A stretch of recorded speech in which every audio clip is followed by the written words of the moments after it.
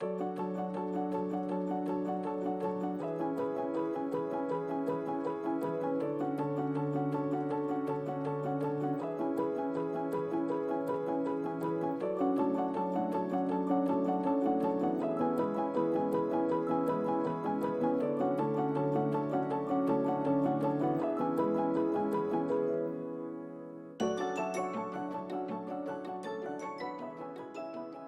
yes, we've got two brilliant artists. We've got Sam Meech and Seiko Kinoshita, sorry, and they are going to tell you all about their work. Now, the thing that unites them is that they use textiles. But there are a huge amount of artists in woven who use textiles. But I just wanted to focus on a couple that maybe slightly use textiles in a rather unusual way.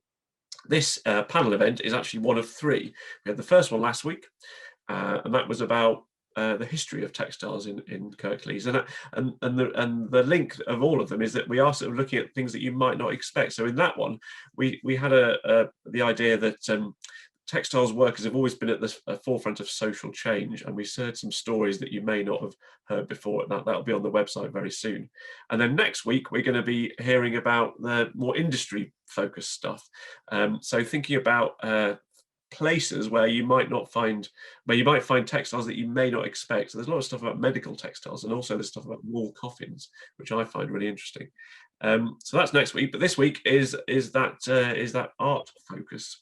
Now, some of you are very into art, very into contemporary art, and for this, it might be completely run of the mill to you, but for to coin a phrase, but for some people this might be a bit different, so everyone is welcome. Okay, so we're going to hear from these two artists, Sam and Seiko, and we're going to hear from Seiko first. So Seiko is going to talk for about 15-20 minutes, and then Sam's going to come in and we'll have a conversation with him, and then after that it'll be your opportunity to ask questions and make points, and we'll stop the recording and make it a little bit more open in that sense. So over to you, Seiko. Do you want to share your PowerPoint and tell us a bit more about it? I'm gonna try to share my screen. Yeah, let's just make sure the technology works. Yeah. Great.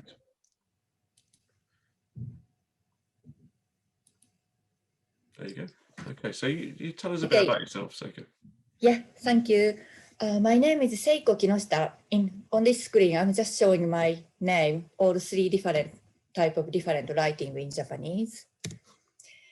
I just want to introduce myself very quickly. I just grew up in Nara here, and a very countryside of Japan. And I just went to very local primary school, secondary school, and in Japan we go to high school.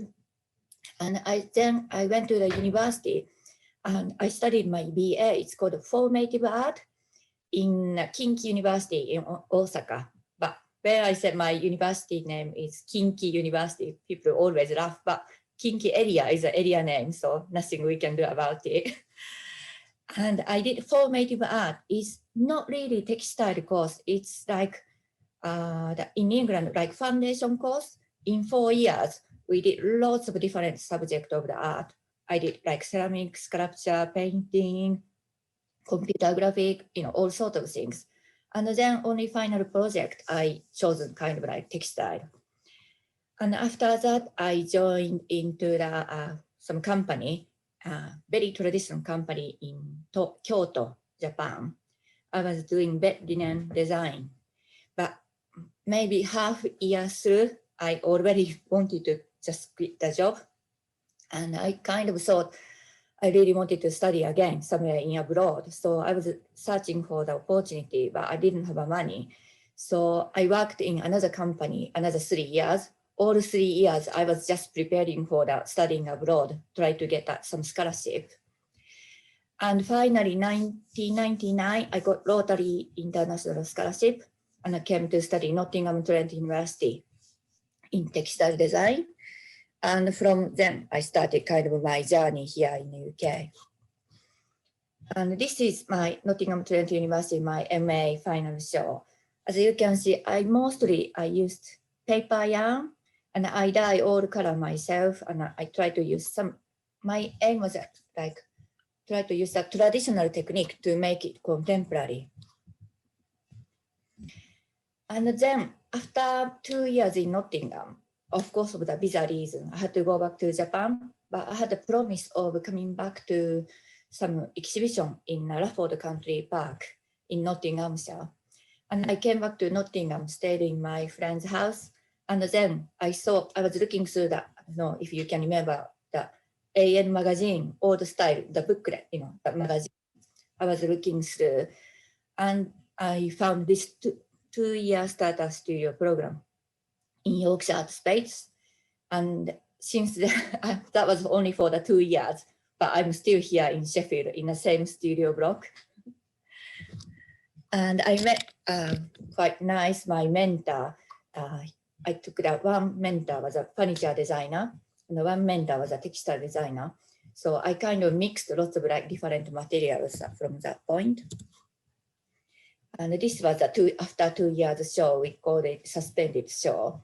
I made this, started kind of making some textile installation. This is all hand woven, hand dyed paper yarn. This is detail. I like that using some ikat technique. In Japan, we call the kasri technique.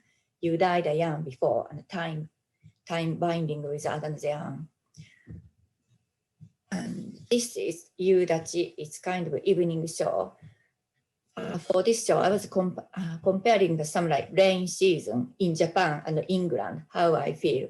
For me, English rain feels more gentle.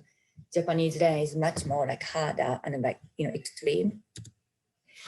And this one, it's called folding pillar. It's like origami paper folding, but I made that paper by paper yarn. I woven everything I did for the yarn. But this time I had a problem with visa. I didn't know really whether I can stay in England or not. So I had really have a backup plan if I can't stay in England more, during the exhibition. I have to ask somebody to send back all my work to small. But I had the opportunity to do like big exhibition. So I made this one. It's, you can make it really compact to send it home, but you can stretch out. And I think this point, I kind of realized sometimes like bad situation can make it something quite new idea. And this one I had the opportunity to make some, installation to this space, because since my first exhibition in the Millennium Gallery, I was talking to a curator. I really want to do some installation, this space, I know the building. And I don't know why they gave me, because at that point I didn't have any experience. I think curator has been Kirsty Hamilton in Millennium Gallery. She was really, really, brave at that point, giving me the opportunity to doing this installation. This is about 12-meter height. And this was another thing I do. Sometimes I switch around the technique, not only textile. This was a kind of, I was asked to make some interactive things with the visitors. So I came up with the idea. So people make the flower, and that flower can be another, between the flowers. So kind of during the exhibition, this wall is growing, lots of flowers, going everywhere. This one is called Yellow. And I don't know, can you see the sound? Yeah. Yeah, this is the, in a small photo, they had a Louis Textile collection room, and lots of beautiful collection, the room and like all materials and like tools. Kind of just quiet and nothing happening there. So I wanted to bring back some kind of the sound of the weaving. And as a weaver, I'm always conscious like weaver's rhythm and sound makes it like some kind of like very constant rhythm, makes it good fabric. And that's really depending on the person. So this is, I think, first one. This sound is my weaving sound.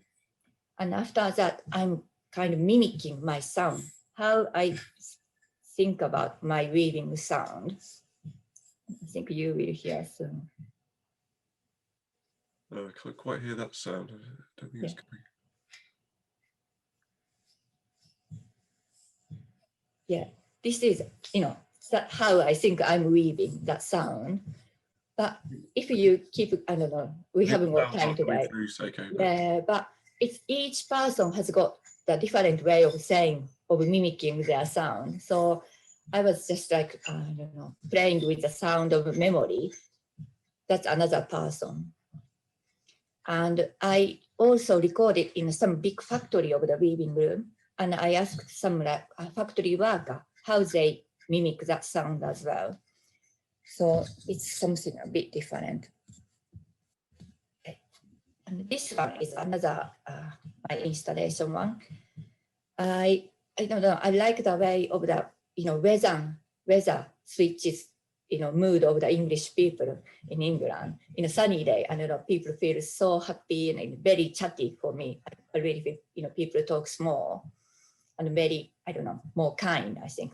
But rainy day, sometimes people looks like don't want to talk to anybody. Just head down and walk that kind of way. But I wanted to see both sides, but sometimes I think like rain, especially without getting wet, if we could walk through, I think sometimes rain could be really beautiful. So I wanted to make that on like sunny day, just comparison. And this was a two-person show with Harima Castle, and she's really talented, like I think in ceramic, but she's a sculptor. So this one is, I think you can see that, kind of connection, but this is not woven, but this is a laser cut wood and painted. I had opportunity working with some patient in very like highly mental health security units. And so I worked with the patient staff, for the kind of, wishing for their future, how they want to get well. And so they chose the shape of the shape of pieces, green pieces, and they chosen the word, and still there in the hospital. And this is another one, completely different work, but I worked with furniture maker and sound engineering person as well.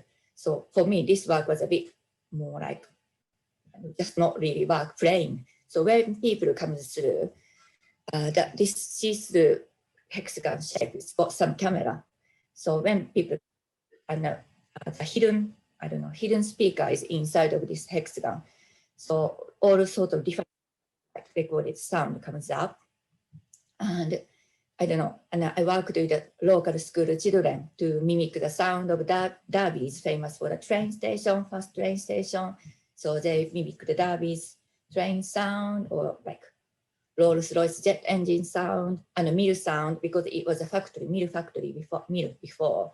So I digged out some like mill sound from the old like record. So they mimic that sound, that kind of sound, just comes out alternatively.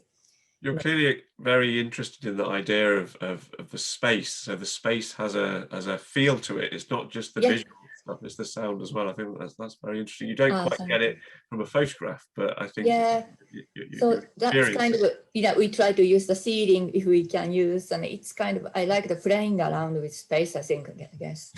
When you're producing a piece of work, Seiko, does the space dictate how big or small or how the thing takes shape? Is it like with the now? Are you able to say, is it for a specific space, or is it just it'll go in any space that can fit in? How does that?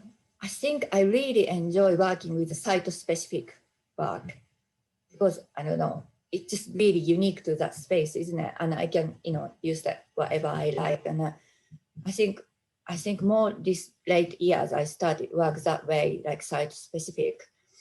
But sometimes site-specific work can tour as well, depending on the space. But it is really nice kind of research local history or building with history and all that, putting into the like installation work. And this one, I started work with a scientist called Dr. Nate Adams, and in Sheffield University. And his research is chlorophyll biosynthesis. And that's kind of too difficult for me, but he's very, very, interesting scientist.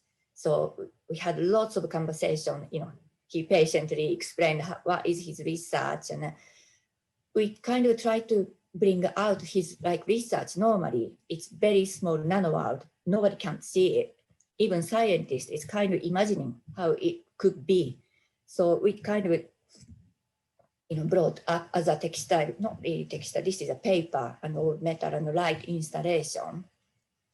And quite big work, this one, and this light color changes. That's kind of his research when chlorophyll biosynthesis process, occurring. The old proteins, all that, they think that color is changing between, making the green plants area. So that's kind of, we made it as a kind of imaginary about, I don't know, chlorophyll biosynthesis. And I made another work. It's the second one is easiest. It's this hanging work. This is about drop, is about 4-meter drop from the ceiling. This is all hand woven and twisted around. I don't know if you can see my space here. It's hanging. That was a sample. I was trying. Oh, okay. Yeah. And this one toured in about 3-4 different venues, but our kind of aim was touring with artists and scientists together. We wanted to kind of engage more different audience because normally artists go to only gallery, it's only art crowd. But if we put together, we can have a science crowd, art crowd, and as well as a bit quite educational. So we can reach much more wider audience, I guess. And this one, I had opportunity doing this art commission. This is the Belpa Struts North Mill basement. This is kind of really site-specific work. When I saw this basement space, it was like nothing, very quiet, and they had lots of old bobbins they never used and really dirty, and they had about 1,000 of them. So, and I had an idea of, because of the Derwent Valley is a World Heritage Site, and when I was doing research, Derby is in the very middle of the England. And that's how they started the revolution of the English mills going spread. And when another World Heritage, World Heritage Site website I was researching, I found in Japan, it's very similar setting. It's called Tomioka Silk Mill. That was dead middle of in Japan. And that was a revolution in Japanese industry, textile industry started. So I wanted to research both areas, specifically as a World Heritage. So I visited lots of mills in the Derwent Valley area. Jones Medley is still working mills, and as a Mason mill or the Cromford mill everywhere. And I recorded sound of the mill as well.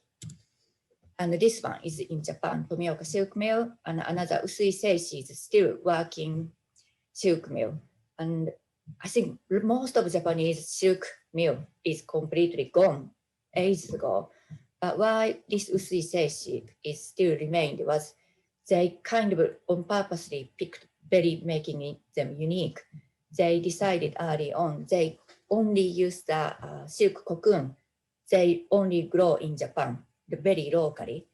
And then they make it highest quality of the silk material, silk yarns. So that's why they survived still. And that is the installation after all research.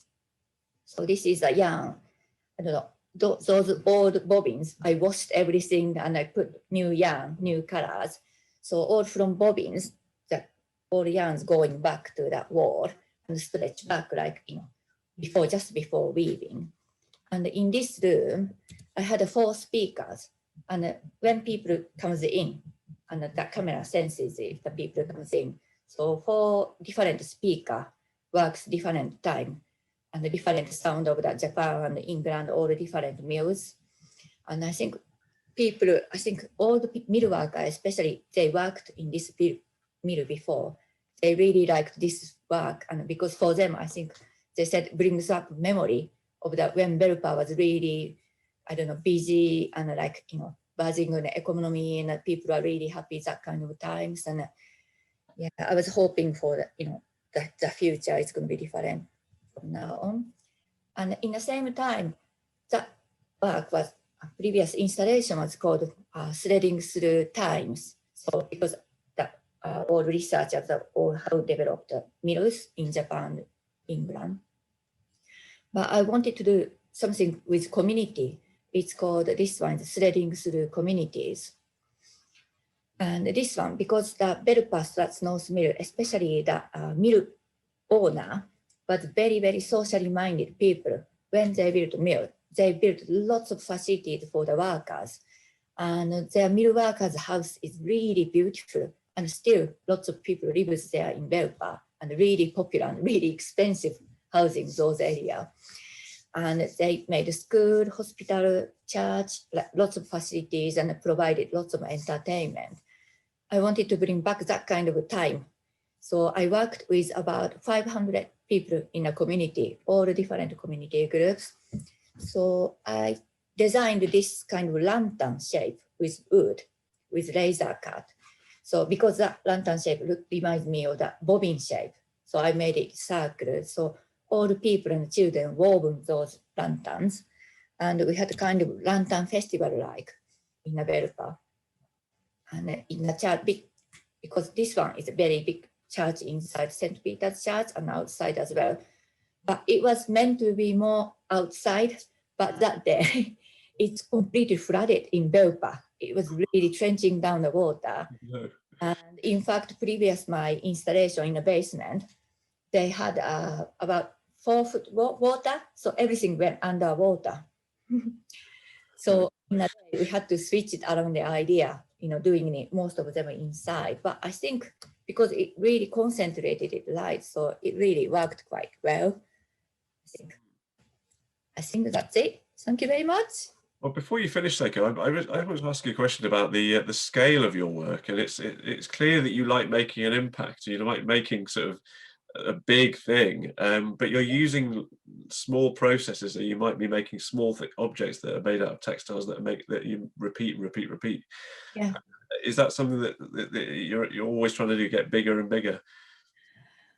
Yeah, I'm not really sure because when I was working with scientists, origami technique, primarily my idea was, I know how he does the experiment, scientist.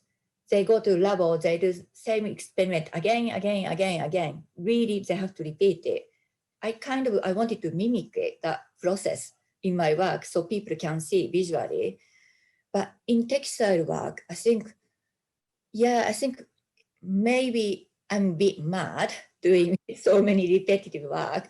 But what I like about my textile work is because it's hand woven and hand dyed, it looks quite similar, but any small piece is actually it's different.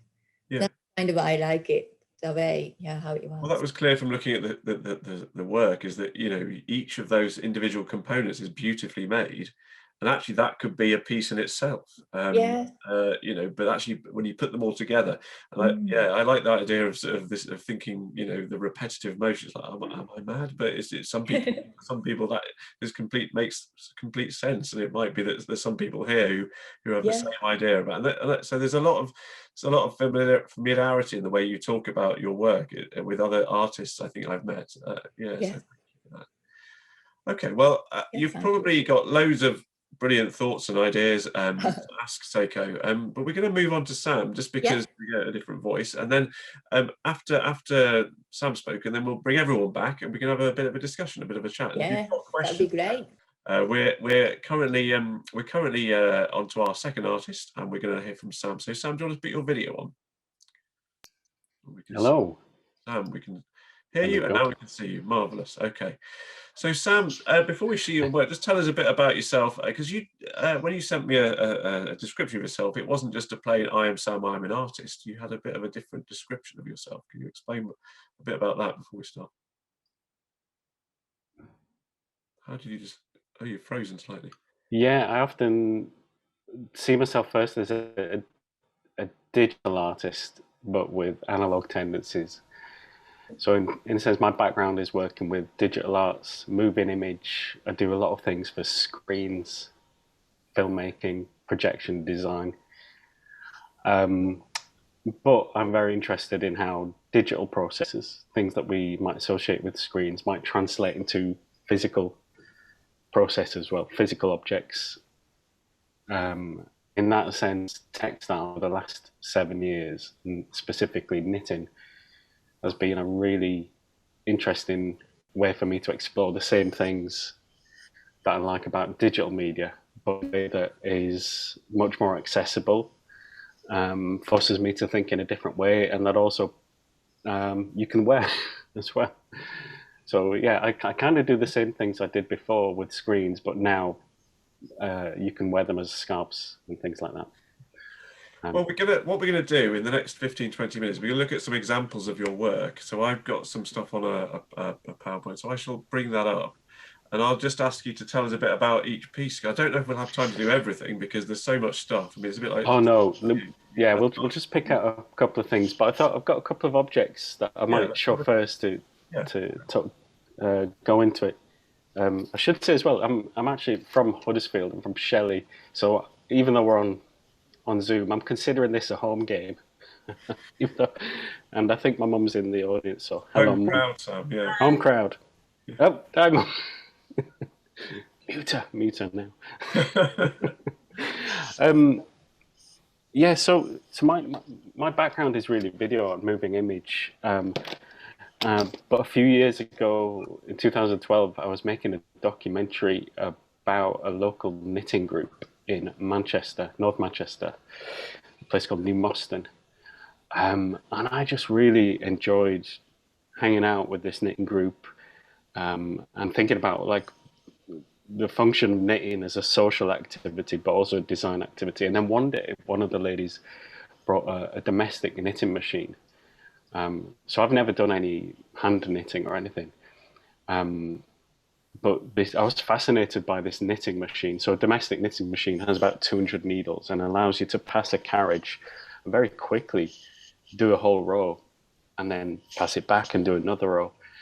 So it's a very efficient way of generating a lot of knit, but also the patterning systems are really fascinating.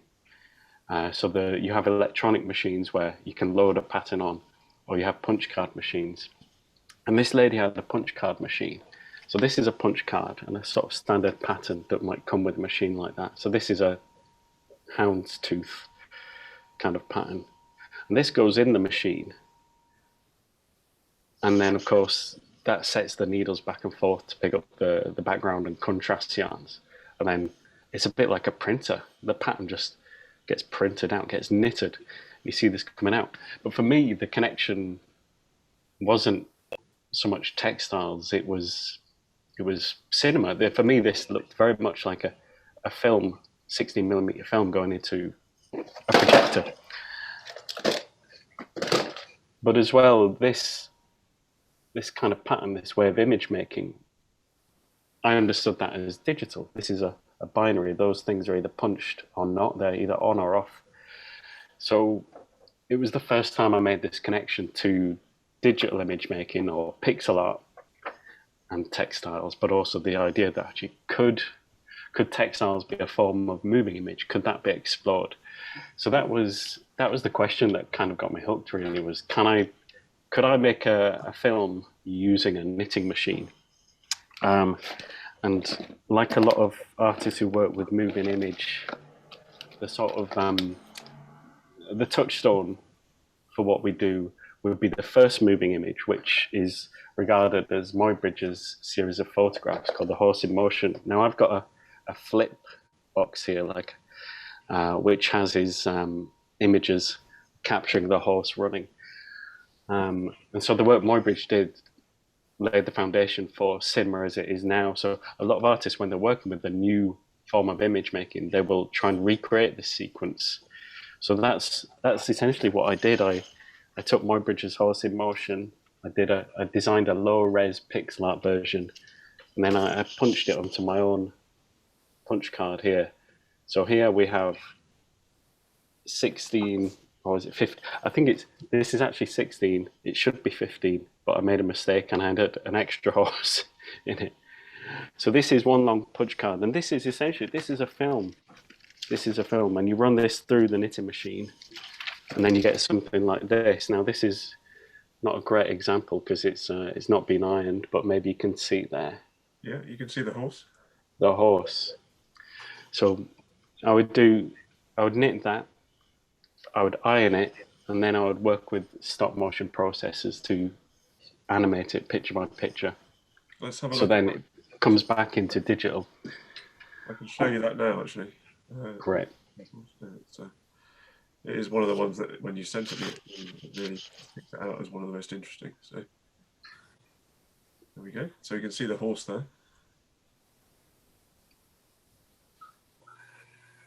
There's the socks.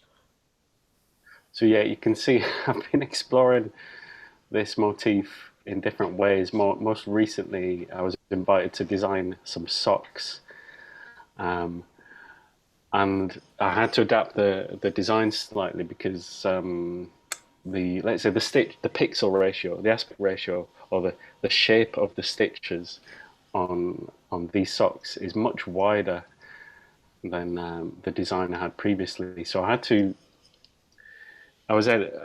to make a different shaped horse, taking into account that it would become a bit flattened once it was knitted up.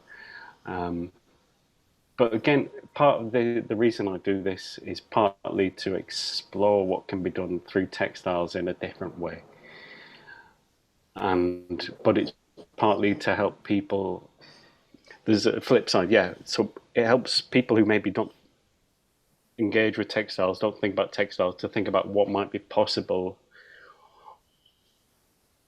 that we haven't brought to textiles. So what does me as a moving image artist want to do with textiles? It's going to be something different than someone who has grown up knitting. But the flip side of that is, what do people who don't really engage with digital media, how can we think about moving images? How can we think about the way digital information is stored or shared, and whether that's images, whether that's data? How can we talk about encryption? And for me, all of that can be done by thinking about punch cards, by thinking about knitting, weaving. And of course, when we talk about punch cards, these are the same systems that programmed the early computers. So the development of both technologies, textiles and computing, very much went hand in hand. They informed each other to the point where, I mean, the domestic knit machines I use from the 80s are made by brother, who made computers and printers. So a lot of the technology, a lot of the innovations from one industry fed into the other. Do you mind if we have a look at some other of your work, and we can sort of just go for it, pick up? There was a few that I wanted to sort of ask you about. It kind of relates to a little bit of what Seiko was saying. If it comes up, there we go. So just the idea of tell us about this project and what it really means, that sort of the splitting up of the hours, and how you made it, because it's a bit of a bigger piece than the socks. Yeah, I kind of went from 0 to 100 very quickly. So I learned how to knit. I managed to knit a horse, and then logically decided the next step would be to knit a giant banner, 5 meters by 3 meters. But this was a project that came about through Fact Gallery in Liverpool. They were doing an exhibition around the changing nature of work called Time and Motion, Redefining Working Life. And thinking about how technology has shaped how we are able to work, or the conditions we have to work under. You'll all be familiar with email and the way that makes us sort of constantly available. That's only been sort of exacerbated by the pandemic, in the sense that we're sort of working at all different times, and that's facilitated by technology. So I took the basic design, which you can see on the left, of the 8 Hours Labour Movement banner, which the 8 Hours Labour Movement was a sort of initiative, a campaign for working conditions and a work-life balance. I think it was led by Robert Owen back in, I think it started in 1817. And this idea that you would limit the work you do in a day to just 8 hours, and that would therefore give you this lovely recipe of, well, you also have 8 hours sleep, and you also have 8 hours for the rest of your life, actual living. And that already back that in 2013 when I made this, that seemed a very utopian idea because I was freelance and I was doing too much, and so I didn't have regular work. It didn't happen in a single place, and I was definitely working odd hours, more than 8 hours a day, but also at weekends. And so I was interested in how other people were experiencing that shift. So the nice thing about a punch card is the standard punch card actually has 24 stitches across. So we can treat that like 24 hours in a day. So I asked people to log their working hours during a day, and we would translate that onto as a knitting pattern that could fit on a punch card. And that would generate a motif that we could then use to make a knitting pattern. So basically we would punch the holes that people worked, but then remove the 8-hour day block, the idea of the Monday to Friday, 9 to 5. And that would leave a motif. So in fact, here I've got some examples of people's working patterns during the pandemic. Yeah, so the stuff on this side, this is, I guess, 0 to midnight to sort of 8 o'clock. And then you can see this person's maybe worked on a Sunday, done a couple of late nights. So this would provide a basic pattern, and then we would remove the 9 to 5 to just reveal the extra work people that did. And then we would apply that pattern to the original sort of design of the 8 hours labor banner. So all the glitches and stitches that are inverted in the punch card economy banner, they sort of represent when people are working beyond an ideal balanced work-life balance. So it's not wholly scientific, it's not wholly sociological, but you can very quickly see things have shifted. And it was a good way to involve a lot of people in building the artwork, to contribute to the artwork, but also to get them to think about think about complex subjects like data, to think about how those link to textiles as well, and to get them hands-on with the punch card. Yeah, it's the work that you shared and the work that you've talked about the sort of it's not just you in a room creating artwork. You seem to be very interested in getting other people involved with the work, and then that being a sort of a key part of the work as opposed to a sort of an add-on. I want to just show you this, show everyone this picture, because when you look at the people that have made their artwork in this picture, which will come in a second, tell us how they've actually done that. Is it a similar process that you've said with the punch cards? Is that how it works? Yeah. I guess similar to Seiko, I'm very interested in bringing other people into a process. I think it's really nice to share that experience and to give people maybe their first taste of a new technology or a new medium, a way of doing things. But particularly for me with knitting and knitting machines, because I've gone through that experience of, well, I'm not a knitter. I can't actually hand knit, but my background isn't in textiles. But if I come to textiles, I'm going to do something different because of my experience and the way I think about digital media, moving image. But everyone else is going to also have a different experience. For example, a musician is probably going to look at a knitting punch card as a score for a music. And this project on the left is actually exploring typographic design. So I worked with a typographer, a colleague of mine at Manchester Metropolitan University at the time, Jonathan Hitchin. He's a type designer, but he's also done a lot of work with resolution pixel fonts. And we developed a series of workshops inviting other people to design letters of the alphabet, but within a punch card space, but to get them to think about that restriction of when you've only got so much space, so many pixels or stitches to work with, how do you go about designing a letter? But also, because it's a punch card, it's going to repeat vertically and horizontally. So how do you think about pattern and repetition? And at what point do we go from legibility to pattern? And does it need even to be legible anymore? Can we just enjoy letters as forms of pattern making? And it was brilliant. Whenever you bring anyone else into a process, they're gonna think about it completely differently. They're gonna do stuff and ask that you've never thought about, and ask questions that you've never considered.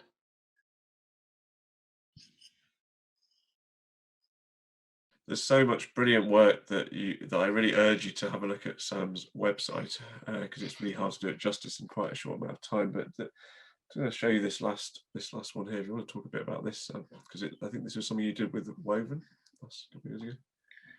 Yeah, so I took part in the Woven Festival in 2019, and there's my mum there on the knitting machine. This was actually a project set up by Gemma Potter and James Med called Hazuki, and there's James. And actually, we had a couple of knitting machines, and one knitting machine was for actually knitting a design, but the other knitting machine on the left is actually linked to a computer. And that was James and Gemma had developed a knitting machine game called Hazuki. So you follow the instructions on a screen, and one person had to match. It was like, I guess it's like that Dance Dance Revolution where you have to hit the arrow on time. So one person had a sort of screen-based challenge with buttons, but then the other person had the knitting machine, and they were setting the rhythm. So it was a really weird thing where the act of knitting isn't to knit. The act of knitting is to actually set the tempo for the person who's gaming. And you can think about this you can use this as a starting point for thinking about time and motion studies, and thinking about actually the idea of work and rhythm, and actually maybe how gaming has become a kind of form of work as well. But it was really nice because on that machine then, the knitting that came out of it was just a record of how many actions the person had done. We'd call it the exhaust. It was the byproduct of that person's work. But the game would then generate a score. So if someone managed to get to 30 rows without making a mistake, that was their score. And what we did was, on the other knitting machine, we'd invite people to knit their score onto an existing design, and that design was chosen from something from that context. So in this case, it was a gallery in London, a museum in London, which had a show about play and the representations of play within old paintings, old Victorian paintings. So you can see very loosely there's an image of a very sad-looking child who's clearly not being given the opportunity to go out and play. She's got to just sit and behave. But those bands and stripes, each stripe is a score that someone achieved on the game, and we just flipped the yarns every time someone added to it. So again, it's another way to think about what knitting can be, but how it relates to digital media. And that was really nice to work with Gemma and James on that project. Those two kids are just representation of my kids in homeschooling. That's how it was for me. We're gonna move on. I wanted to show so much of your work, but I'm aware of time. So